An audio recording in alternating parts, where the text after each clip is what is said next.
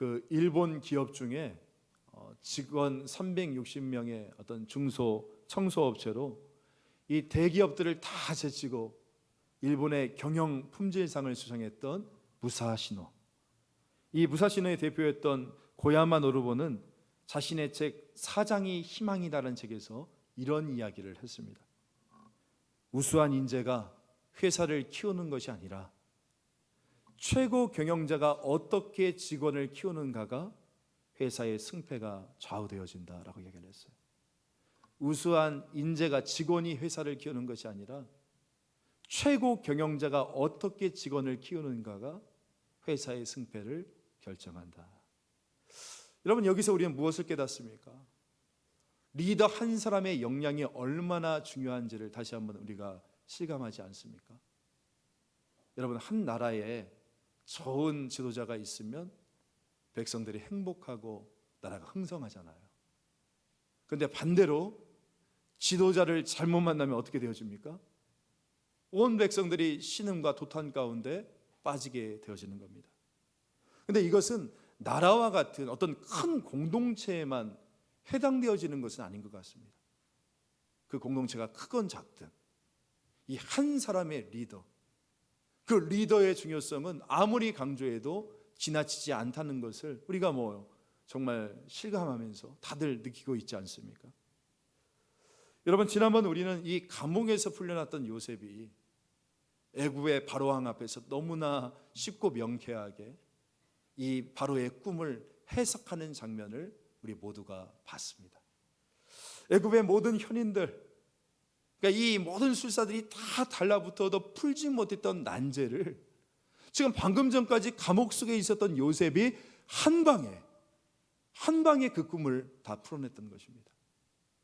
마치 비행기와 자동차가 수준 차이가 나듯이 세상 지혜와는 다른 차원인 이 하나님의 지혜에 충만했던 이 요셉이 바로의 꿈 이야기를 듣고 일말의 고민도 없이 즉시로 그 꿈을 해석해 두었던 거예요. 여러분, 저는 이것을 보면서 뭘 느꼈는지 아십니까? 바로 그것은 문제의 난이도가 문제가 아니라 능력이 문제다, 이것을 깨닫게 되었어요. 다시 한번, 문제의 난이도가 문제가 아니라 능력이 문제이다. 그러니까 능력 있는 사람이라면 어떤 문제 가운데서도 그 문제를 풀어낼 수 있다는 거 아니겠습니까?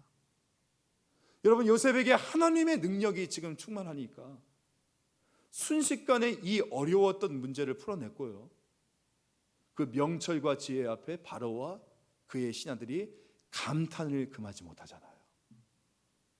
제가 오늘 이 말씀을 보는데 고린도전서 1장의 말씀이 머릿속에 떠오르는 거예요. 고린도전서 1장 27절 28절. 그러나 하나님께서 세상에 미련한 것들을 택하사 지혜 있는 자들을 부끄럽게 하려 하시고 세상에 약한 것들을 택하사 강한 것들을 부끄럽게 하려 하시며 하나님께서 세상에 천한 것들과 멸시받는 것들과 없는 것들을 택하사 있는 것들을 폐하려 하시나니. 여러분, 요셉이 방금 전까지는 세상에 미련한 자, 연약한 자, 천하고 멸시받고 없는 자였잖아요. 하지만 순식간에 요셉은 세상에 강한 자를 압도하는 하나님의 지혜가 무엇인지를 지금 보여주고 있었던 겁니다. 할렐루야. 그런데 여러분, 한번 생각해 볼까요? 만약에 여러분, 요셉이 이 정도로 그냥 해석하는 것으로만 그쳤다면 요셉의 인생은 어떻게 됐을까요? 아니요, 아마 그냥 상 받고 그냥 그렇게 끝났을 겁니다. 야, 너 참 용하다, 그런 소리 들었을 겁니다. 그리고 만약에 조금 더 나아졌다면 뭐가 됐을까요? 아마 이집트의 박수무당 되었을 거예요. 그렇죠?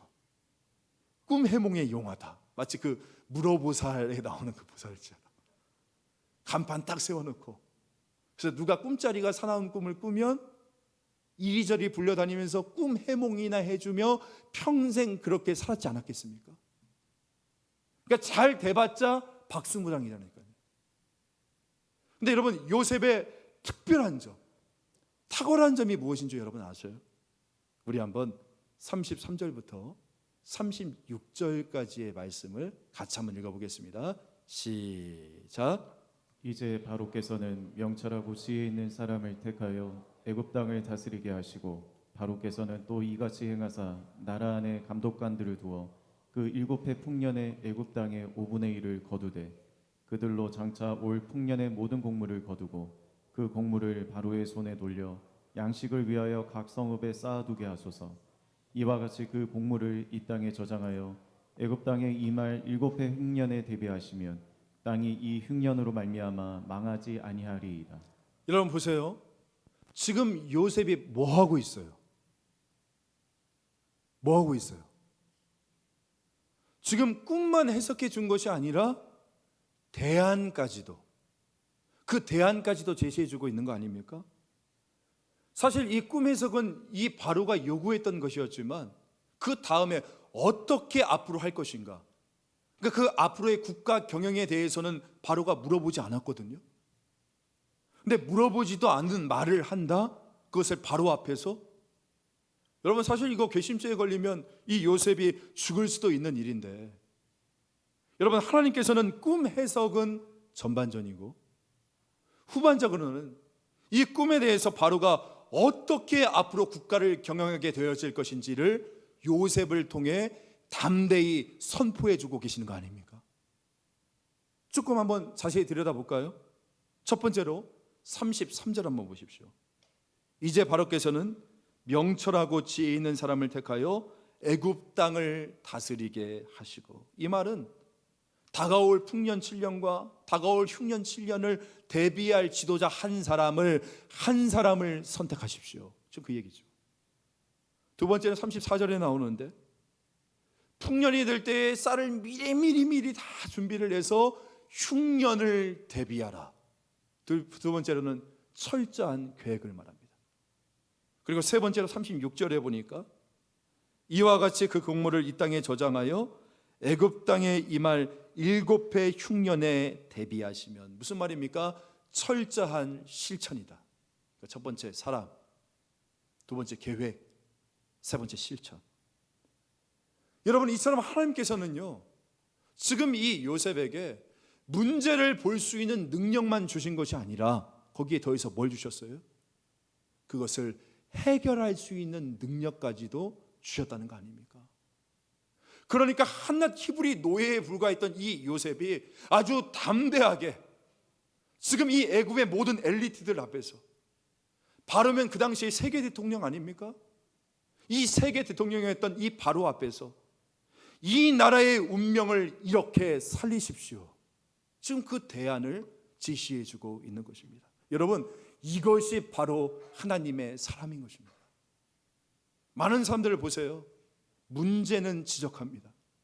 하지만 대안은 제시해 주지 못하는데, 하나님의 사람은 영적인 통찰력도 있고 거기에 더해서 문제에 대한 대안까지도 제시해 주고 있다는 것입니다. 여러분 여기서 우리가 무엇을 볼 수 있어요? 지금 하나님께서는 이 요셉을 단지 꿈 해석해 주기 위해서 여기로 부른 것이 아니라는 거예요. 그렇죠? 하나님은 지금 요셉을 애굽의 구세주로 쓰시려고 하신다는 겁니다. 그렇습니다, 여러분. 지금 하나님은 요셉을 꿈을 이루는 사람으로 쓰시려는 겁니다. 하나님께서는 요셉을 역사를 이루는 사람으로 세우시기를 원하신다는 것이에요. 자, 그렇다면 그 결과를 한번 볼까요? 37절 한번 볼게요. 바로와 그의 모든 신하가 이 일을 어떻게 여겼대요? 좋게 여겼다. 여기서 여러분 모든의 동그라미 한번 쳐보십시오. 모든 신하가. 여러분 모든 사람이 참 좋아하기가 힘들잖아요. 그렇죠? 그런데 하나님께서 모든 사람의 마음을 감동케 하셨다. 그러니까 지금 바로를 비롯해서 그의 모든 애굽의 신하들이 이 요셉의 말을 듣고 무릎을 팍하니 친 겁니다. 야, 이것은 하나님이 사람이 아니라면 절대로 낼 수 없는 탁월한 지혜구나. 이대로만 하면 닥쳐올 환난을 이겨낼 수 있겠구나. 그러면서 이들 가운데 막 소망이 막 샘솟듯 터지기 시작하는 것입니다. 이들 가운데 소망이 막 생겨나기 시작해요. 여러분, 그러니까 지금 바로의 왕궁의 분위기가요, 요셉이 나타나기 전과 요셉이 나타난 후가 완전히 바뀐 겁니다. 요셉이 나타나기 전은 어땠습니까? 이 바로가 꾸었던 불길한 꿈으로 인해서 모두가 어떻게 했어요? 침울하고 두려워하고 불안해했는데, 지금 이제 이 요셉이라는 한 사람을 통해서 모두가 희망을 보고 소망을 보고 해결책이 보이게 되어지잖아요. 야, 우리 가운데 앞으로 위기가 닥쳐오겠지만 우리가 이 위기를 뚫고 나갈 수 있겠구나.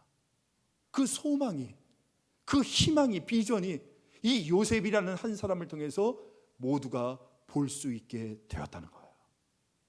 여러분, 저는 오늘 여러분들이 바로 이와 같은 요셉과 같은 사람들 되어지기를 간절히 소망합니다. 여러분들이 어떤 모임에 가면 야, 쟤 왔다, 피해.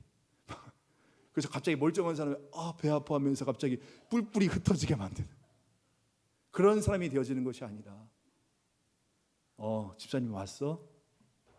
집사님 언제 오나 기다렸어. 나는 집사님 보니까 늘 웃음이 나와. 뭔가 될 것 같아. 집사님은 나에게 힘을 줘. 혹시 여러분 오늘 내가 이런 사람입니까? 어떤 사람이에요? 한번 여러분께 여쭤볼게요. 여러분은 과연 어떤 사람입니까? 내가 그 모임에 갔을 때 나로 인해서 살리고 소망을 바라보고 그 안에 비전이 임하는 사람입니까? 아니면 나로 인해서 그 모임이 뿔뿔이 흩어지는 모임입니까? 저는 하나님의 사람은 과연 누구냐, 하나님 나라의 리더는 과연 어떤 사람이냐는 이 질문 가운데 이렇게 대답하고 싶어요. 하나님의 사람은요, 하나님 나라의 리더는요, 오늘 이 요셉처럼 절망 속에 있는 사람들에게 소망을 불어넣어 주는 사람이라고, 두려움을 깨트리고 용기를 주는 사람이라고, 절망적인 현실을 부인하는 것은 아니지만 이 현실을 뚫고 가는 하나님의 돌파구를 보여주는 사람이라고 저는 이렇게 말씀드리고 싶습니다. 저는 여기에 우리 모든 크리스찬들의 본질이 있다고 생각을 해요. 여러분, 우리는 어떤 사람이에요? 하나님 믿는 사람 아닙니까? 우리 구원받은 사람들 아니에요?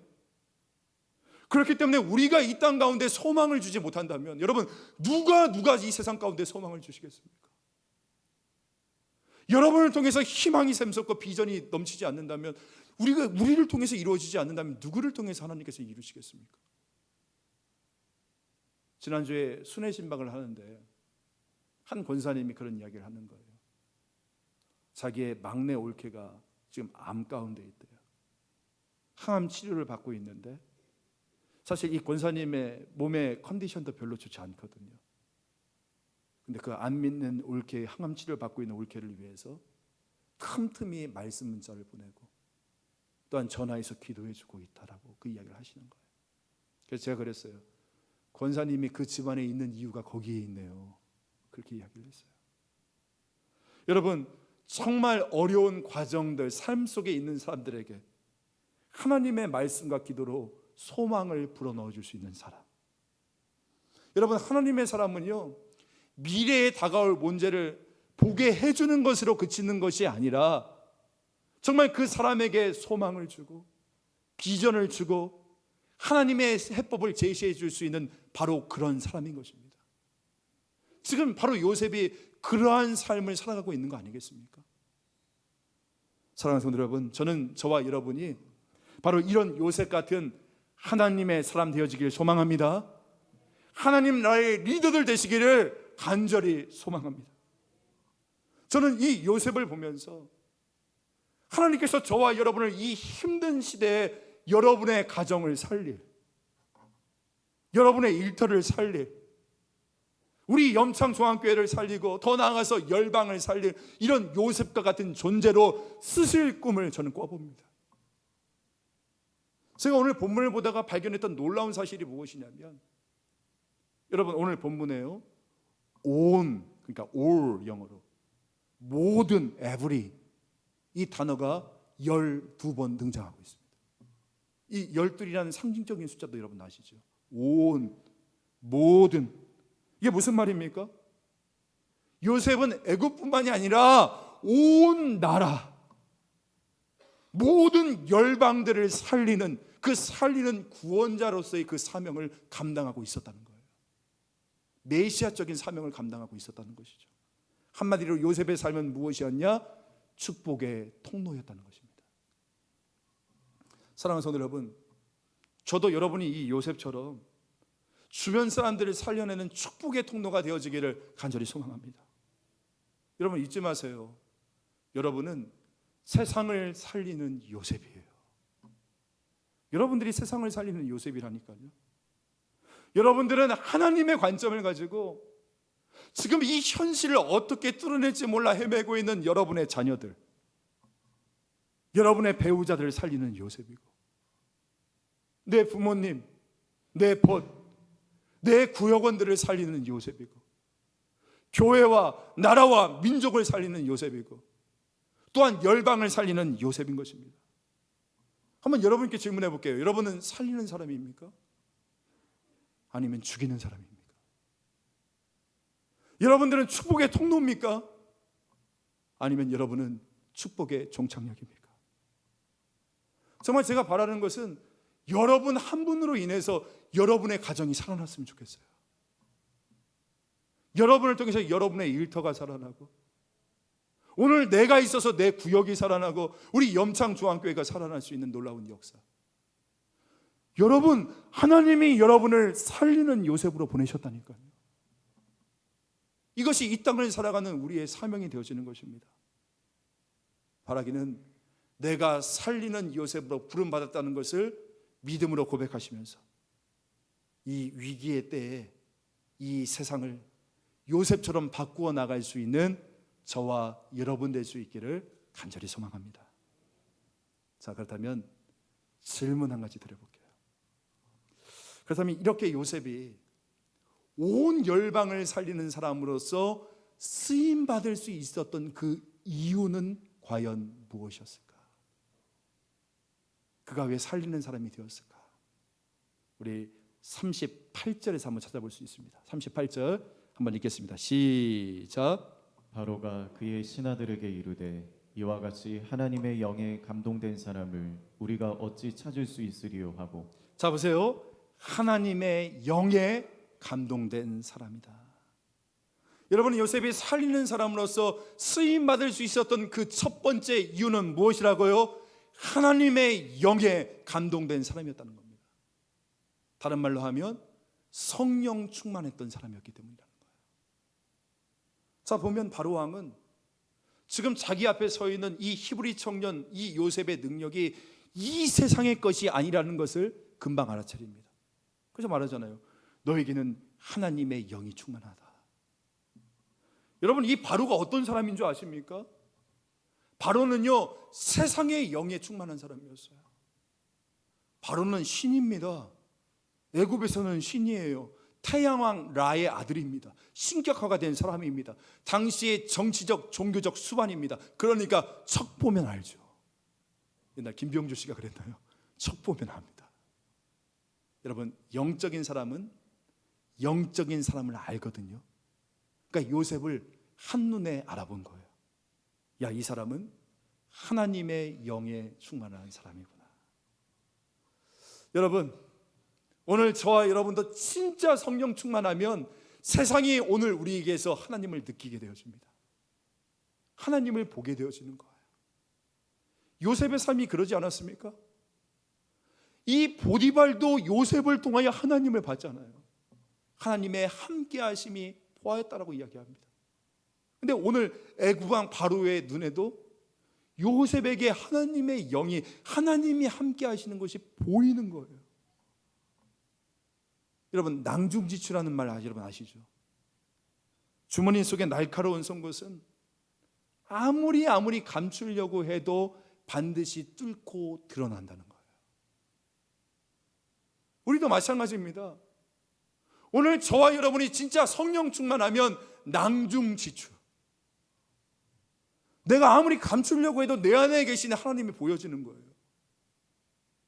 안 믿는 사람들의 눈에게도 하나님의 임재, 하나님의 함께 하심이 눈에 보이게 되어진다니까요. 바라기는 저와 여러분에게서 하나님의 임재가 느껴질 수 있기를 간절히 소망합니다. 그런 역사와 은혜가 있었으면 좋겠어요.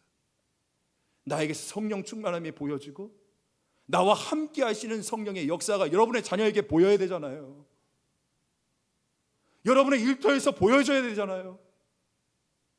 내가 언제까지 교회 몇 년 다녔다라고만 이야기하겠습니까? 정말 집사님을 통하여 하나님이 보여집니다. 이게 우리의 소망이 되어야 되지 않겠습니까? 자, 그렇다면 본질적인 질문 한번 해볼게요.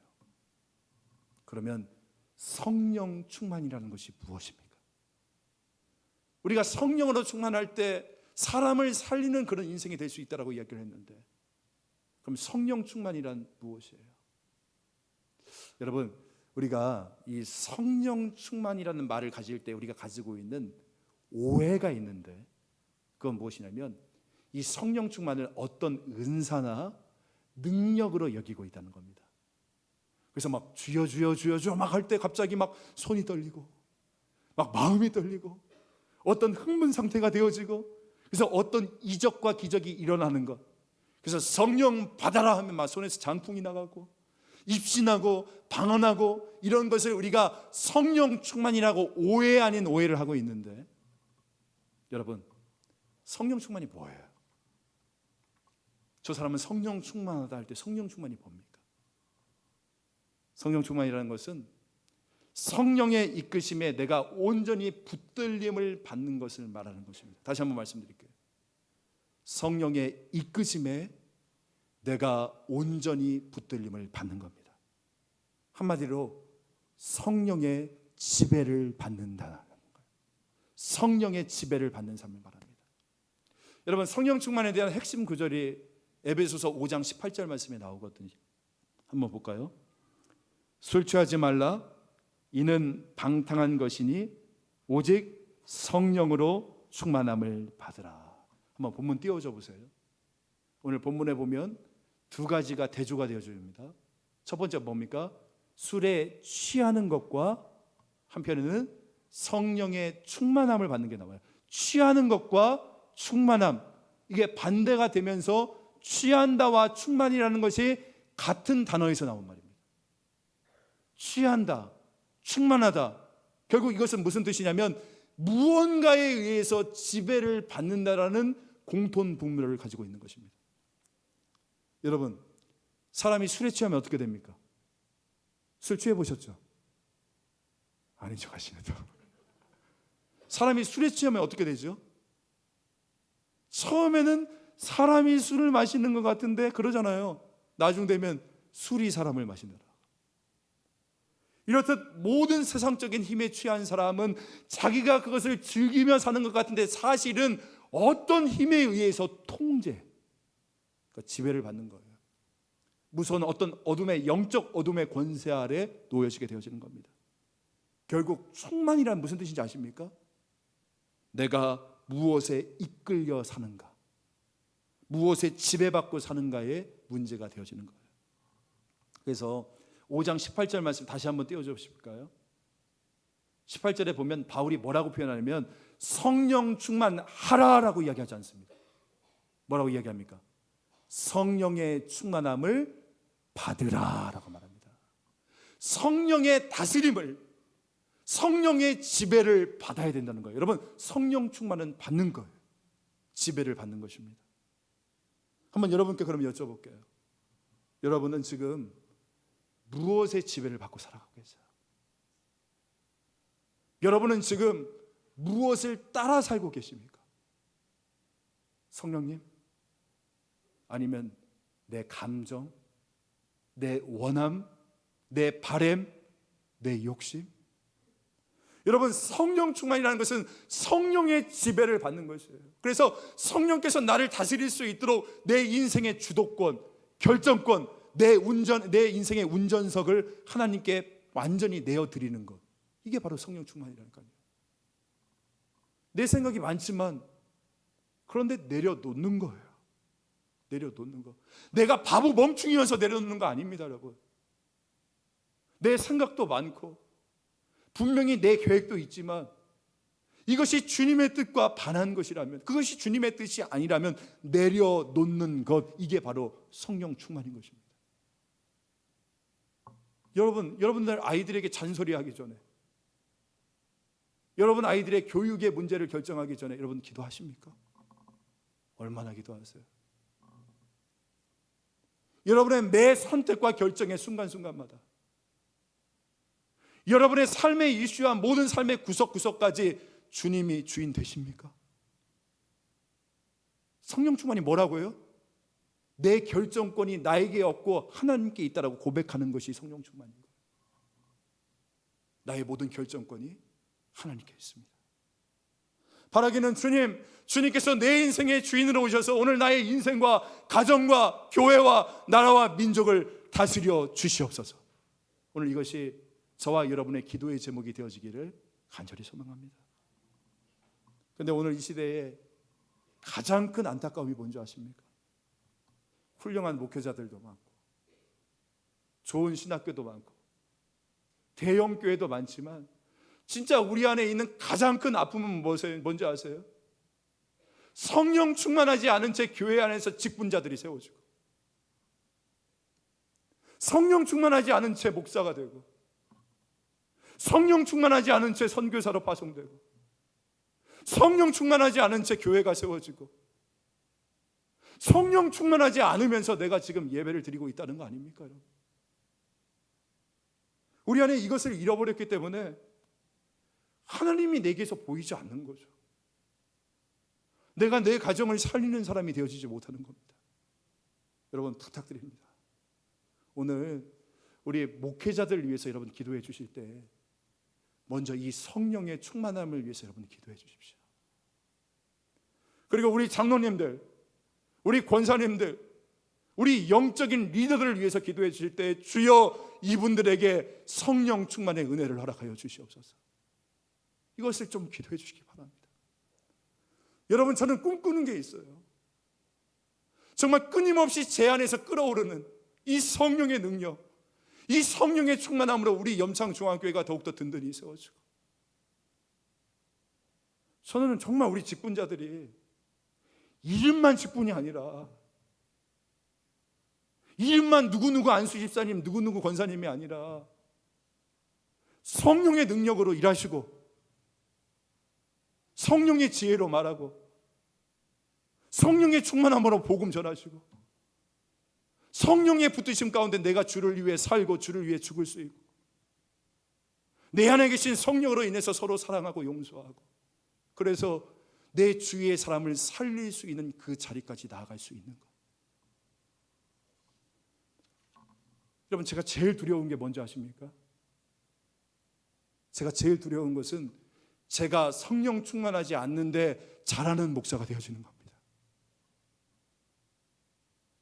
성령 충만하지 않은데 설교가 잘하고 성령의 능력 없이 교회가 부흥하고 성령의 임재 없이 은혜로운 예배를 인도하고, 여러분 생각해 보세요. 얼마나 끔찍한 모습이에요 그게. 주님 성령의 충만함 가운데 허락하여 주셔서 그 하나님의 영으로 우리를 감동케 하여 주시사 내 결정이 아니라 하나님의 뜻을 찾아 나가서 그런 나를 통하여 하나님이 보여지고 이 세상을 살리는 하나님의 역사가 드러나게 하여 주시옵소서. 이것이 오늘 우리의 기도의 제목이 되어지기를 주님의 이름으로 간절히 소망합니다. 한 가지만 더 짧게 한번 이야기해 볼게요. 여러분 요셉이 살리는 사람으로서 쓰임을 받을 수 있었던 두 번째 이유는 무엇이었냐면, 저는 그 이유를 오늘 본문에 보면 여러분 아까 읽으실 때 보셨겠지만 뜬금없는 이야기가 갑자기 나옵니다. 어떤 이야기가 나오냐면 요셉이 애굽에서 낳았던 두 아들의 이름을 짓는 장면이 나와요. 그런데 이게 굉장히 중요한 이유입니다. 저는요 이 아이들의 이름들 속에서 요셉이 살리는 사람으로 쓰임받을 수 있었던 이유를 발견하게 되었습니다. 우리 같이 50절부터 52절 한번 읽겠습니다. 시작. 흉년이 들기 전에 요셉에게 두 아들이 나되 곧 온의 제사장 보디베라의 딸 아스낫이 그에게서 나온지라. 요셉이 그의 장남의 이름을 므낫세라 하였으니 하나님이 내게 내 모든 고난과 내 아버지의 온 집 일을 잊어버리게 하셨다 함이요 사남의 이름을 에브라임이라 하였으니 하나님이 나를 내가 수고한 땅에서 번성하게 하셨다 함이었더라. 아멘. 여러분, 자, 요셉의 장자의 이름이 뭐였죠? 므낫세였죠. 므낫세. 지금도 12지파 가운데 있지 않습니까? 므낫세. 자, 그렇다면 이 므낫세의 이름의 뜻이 뭐가 됩니까? 51절 한번 보여주실까요? 므낫세의 이름의 뜻이 하나님이 내게 내 모든 고난과 내 아버지의 온 집일, 이게 뭡니까? 형들로부터 버림받았던 상처 아닙니까? 그 상처를 다 잊게 하셨다. 요셉은 지난 13년 동안 30살이 될 때까지 정말 죽을 고생과 트라우마를 느꼈는데 이 과거의 모든 상처와 아픔으로부터 하나님이 나를 씻어 주셨다라는 거예요. 그러니까 하나님의 은혜로, 그 십자가 보혈의 은혜로 내 모든 고난과 상처가 치유함을 받았다는 고백인 것이죠. 그래서 아마 이랬을 것 같아요. 이 요셉이 장자 므낫세의 이름을 부를 때마다 므낫세야 므낫세야 부를 때마다 뭐가 떠올랐을까요? 그래, 이 고통과 상처를 덮는 하나님의 은혜야. 하나님께서는 나에게 모든 고난을 잊게 하셨던 그 주 보혈의 은혜를 베풀어 주셨지. 그 하나님의 은혜를 붙잡았지 않았겠습니까? 여러분, 요셉의 차남의 이름이 뭐였죠? 에브라임. 그러면 에브라임의 이름의 뜻이 무엇입니까? 52절에 보니까 뭐라고 나와요? 하나님이 나를 내가 수고한 땅에서 번성하게 하셨다. 그런데요, 원어 성경에 보면 수고한 땅이 아니라 고통의 땅이라고 번역되어 있습니다. 하나님이 나를 고통의 땅에서 복 내려 주셨다는 거예요. 여러분, 이것은 아마 우리 성도분들도 많이들 고백하는 고백일 겁니다. 하나님이 나를 이 고통의 땅에서 복 내려 주셨다는 거예요. 노예로 끌려와서 이곳 애굽에서, 아니 이곳 염창동에서 그렇게 죽을 고생을 했지만, 그런데 하나님께서는 이 고통의 땅에서 나로 복되게 하셨다는 거예요. 그래서 에브라임을 부를 때마다 또 어땠을까요? 그래, 나는 고통 중에서 축복을 받았지. 사막에서 하나님은 내게 샘을 터뜨려 주셨지. 이 모든 것이 하나님의 은혜였지. 그 에브라임의 이름을 부를 때마다 그렇게 고백했지 않았겠습니까, 여러분? 여러분은 왜 요셉이 하나님의 사람이 되었냐고요? 어떻게 요셉이 온 열방을 살리는 사람으로 쓰임을 받을 수 있었냐고요? 바로 이 신앙의 고백 때문이었습니다. 세상의 문화의 중심이었던 이 애굽 가운데서도 여전히 자기의 믿음의 가치를 지키며 두 아들의 이름 가운데 자기의 모든 인생의 신앙의 고백을 담아서, 여러분, 므낫세와 에브라임, 이거 한 문장으로 요약하면 뭡니까? 이 이름을 이런 거예요. 하나님이 도우셨다. 하나님이 여기까지 도우셨다는 겁니다. 요셉은요, 지금 이 여전히 믿음의 가치를 지키면서 이 신앙을 하나님께 고백하고 있는 거예요. 에베네셀의 나의 하나님, 에베네셀의 하나님을 고백하고 나가는 것입니다. 제가 세어보니까 올해로 교역자 생활이 22년째 들어요. 전도사 시절부터 시작해서 지금까지 오기까지, 여러분 돌아보니까 그렇게 쉽지만 않았습니다. 사람에게 상처를 받아서 눈물을 지새웠던 밤도 있었고, 또한 실패도 맛봤고 어렵고 거절당하던 그런 숱한 위기와 아픔과 눈물도 실제로 있었거든요. 그런데도 제가 고백하는 것은 무엇이냐면, 제가 이 모든 고난 속에서도 지금 제가 이렇게 그것들이 저를 침체시키지 않은 이유는 무엇이냐면, 저에게도 므낫세가, 저에게도 에브라임이 있기 때문인 거예요. 과거의 상처를 능히 덮고도 남을 수 있는 그 은혜, 이 고통의 땅에서 주셨던 그 축복. 그래서 이 에베네셀의 하나님을 나의 하나님으로 믿음으로 고백할 수 있기 때문에 제가 이렇게 변화받고 은혜 받아서 오늘 여러분들 앞에 말씀을 통하여 영혼을 살리는 사람으로서 제가 이렇게 설 수 있는 거 아니겠습니까? 사랑하는 성도 여러분, 하나님이 쓰시는 사람은 누굽니까? 이 모든 것이 하나님의 은혜라는 것을 믿고 하나님이 내 상처를 씻어주셨다. 하나님이 이 고통 가운데서도 나에게 복을 주셨다. 하나님이 여기까지 인도해 주셨다. 이것을 신앙으로 고백할 수 있는 사람. 여러분, 바라기는 오늘 저와 여러분이 이런 사람 되어지길 간절히 소망합니다. 에베네셀의 나의 하나님, 이 고백이 우리 가운데 있기를 원합니다. 이번에 우리 교회가 11월 달에 감사의 달 하면서 우리 가정 50가지 감사 제목을 내셨잖아요. 교역자분들이 여러분들이 내셨던 것들을 카피해 주셔서 제가 목양실에서 하나하나 다 읽어봤습니다.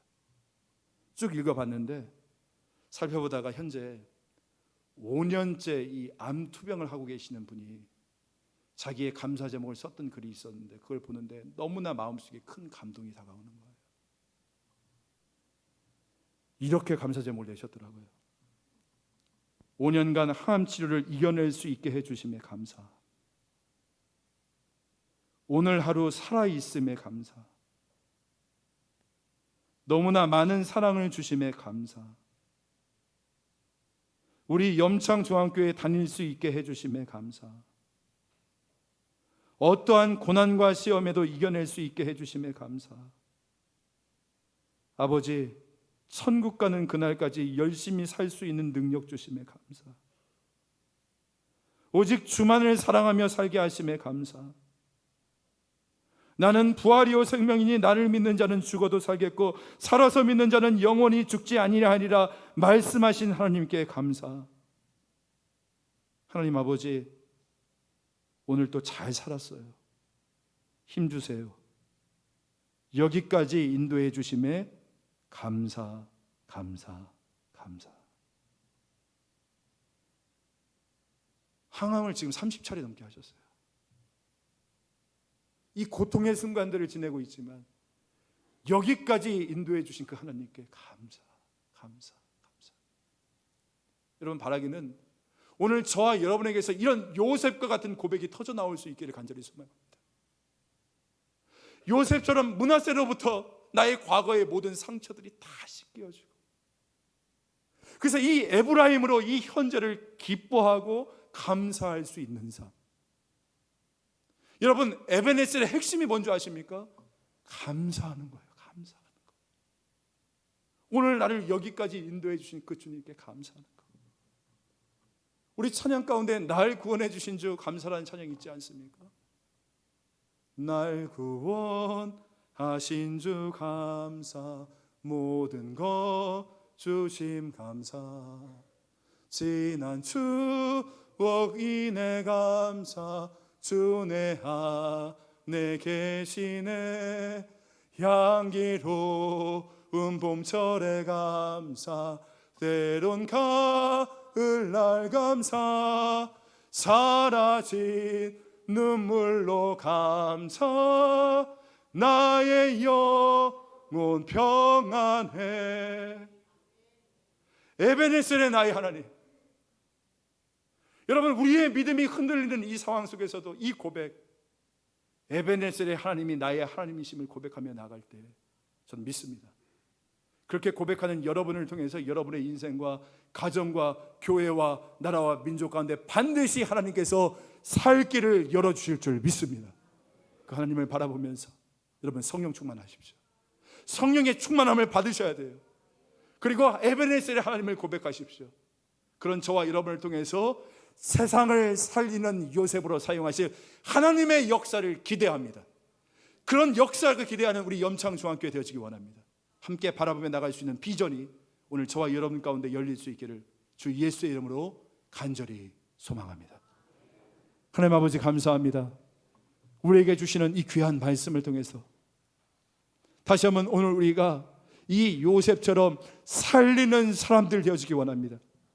나로 인해서 우리의 가정이 살고, 나로 인해서 이 현실 가운데 헤매고 있는 나의 자녀들, 내 배우자, 나의 부모, 나의 벗, 내 주변의 사람들을 살리는 사람들 되어질 수 있기를 간절히 소망하오니 주여, 그러기 위해서는 성령의 충만함을 받게 하여 주옵소서. 에베네셀의 하나님을 기억하고 감사 찬송으로 우리의 신앙을 고백할 수 있는 저희들 되게 하여 주시어서 그런 우리를 통하여 살리는 구원의 역사를 베풀어 주시옵소서. 감사드리며 구주 예수 그리스도의 이름으로 기도합니다. 아멘.